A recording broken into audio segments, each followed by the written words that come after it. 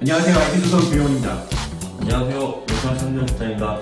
시장님, 오늘은 딱 봐도 차가 정말 빠를 것 같은데. 네, 이게 아르마 브랜드에서 나오는 제품인데요. 이 클라톤이라고 이번에 이제 변속기나 모터 같은 것도 조금 이어가지고 신형으로 새로 나오는데 보시기에도 트럭 모양처럼 크기도 크지만 차체품도 낮아가지고 안정적으로 주행이 가능한 그런 디자인으로 나왔거든요.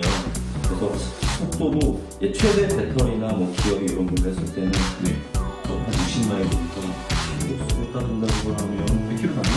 가까이 나오죠. 그 정도라도 빠른 속도로 주행이 가능한데 그거에 비해서 가격들이 좀 편해져서 처음으로 이런 큰 몬스터 트럭이나 약간 좀 조종하는 재미를 좀 많이 느껴보고 싶은 초보 입문자용으로도 괜찮지 않을까 싶어요.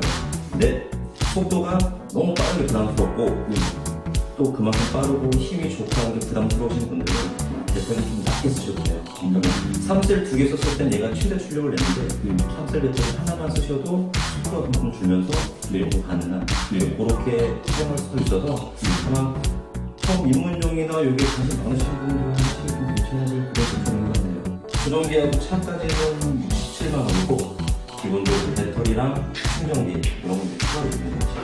100km 정도 나가는 몬스터 트럭이 67만 원이라고요? 네. 전에 전기가 전에 제가 소개했을 때 비슷한 거를 한 6만 원 넘었던 것 같은데.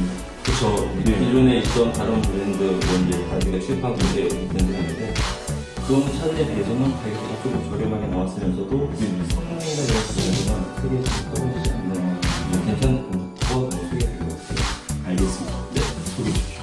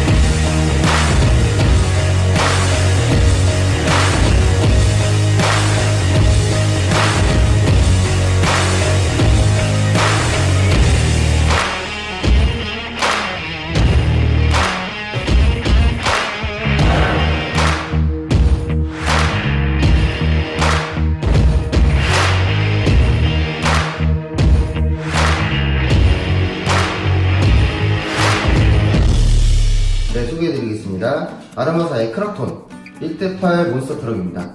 몬스터 트럭이라고 하기에는 사실 조금 차체가 좀 낮기는 한데요. 달리기 위한 세팅이 되어 있습니다. 이제 몬스터 트럭이라고 하면 일반적으로 지상도 이렇게 막 높고 되게 과격하게 보이는 건데 얘는 실질적으로 달릴 때만큼은 서스펜션이 좀 많이 눌려있는 상태로 달리게 돼요. 그러다 보니까 안정감이 약간 좀 저중심으로 잘 빠져 있고요. 그렇다고 해서 몬스터 트럭이 아닌 트럭이라는 그런 저중심 차체로 만들어진 차량에 비해서는 지상고가 또 낮지는 않습니다. 그렇다고 하기에. 그렇기 때문에 뭐 못 가거나 하는 건 아니에요. 오히려 주행을 약간 좀 중간 성향을 준 거다 보니까 이제 조금 두 가지의 주행 능력을 발휘할 수 있게 됩니다. 네. 기본적으로 이렇게 몬스터 트럭이라고 하면 바퀴들이 크고 막 그러는데 바퀴가 생각 의외로 얘는 약간 좀 작습니다. 작기보다는 좁은 거죠. 좁은 것도 어느 하나의 이유기도 해요. 이게 바퀴가 몬스터 트럭처럼 이렇게 막 넓고 그러거든요. 그러면 사실 코너가 퀵하게 아주 날렵하게 볼 수가 없어요. 그러다 보니까 이제 조금 좁게 제작이 되어 있고요. 차체 외형으로 봤을 때는 굉장히 바디가 이렇게 좁고 이상한 그런 디자인에 비해서 좀 너티디하고 그래서 좀 느낌이 위에서 봤을 때 크다 이런 느낌이 바로 받을 수 있는 그런 바디 디자인으로 되어 있습니다. 또한 이렇게 글씨 같은 스티커들은 일반적으로 스티커로 되어 있긴 하겠지만 무늬는 이게 안쪽에서 인쇄, 실크 인쇄식으로 되어 있기 때문에 겉에서 아무리 굴러도 까지질 않습니다. 뭐 기스는 날 수는 있겠죠. 하지만 까져가지고 도색이 벗겨지거나 하지는 않기 때문에 이제 이 멋진 이 모습을 그냥 계속 유지할 수가 있습니다. 빼기 전에 하나 설명을 드리겠습니다. 이 아르마의 특허.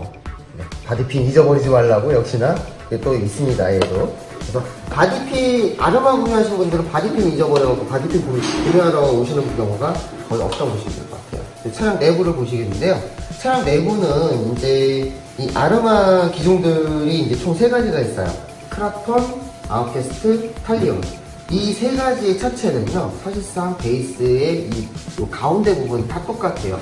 하지만 이 뒤쪽 샤시가 좀 더 늘어나고 줄어들고, 서스펜션이 저중심으로 아주 설계가 되어 있는 애가 있는가 하면 중간 성향이 있고 아예 지상으로 높은 애가 있고, 역시나 3가지로 나눠져 있습니다. 모터와 변속기는 3가지가 다 동일한데요.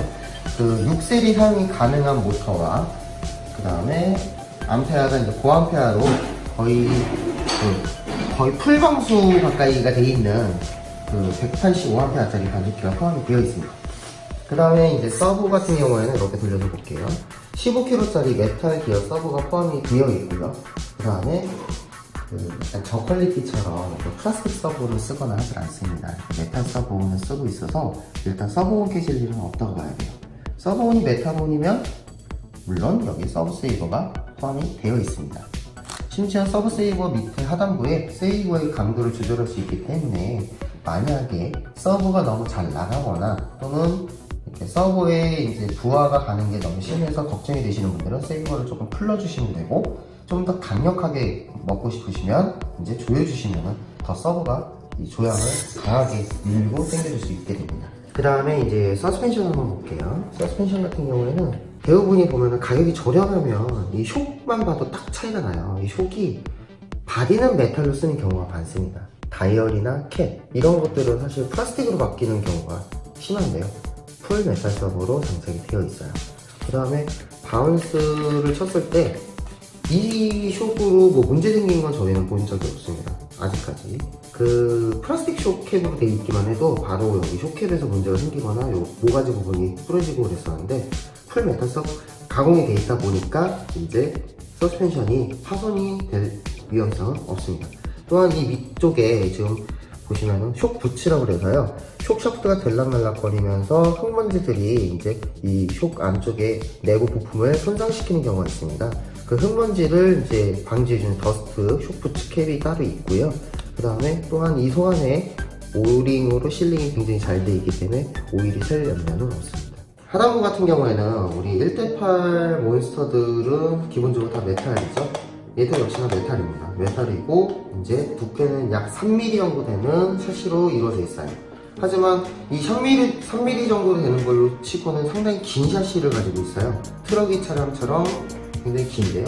그러다 보니까 이 상부에 보시면은 센터 토크 롤바라는 이 바가 지나가고 있어요. 그래서 이 차체가 이렇게 꺾이거나 뒤틀리거나 하는 걸 방지해주는 이 바가 있으니 이제 그런 것도 안심할 수 있고요. 배터리 트레이는 이제 사이즈에 이제 전혀 걱정 안 해도 되는 그런 구조 방식이 되어 있어요.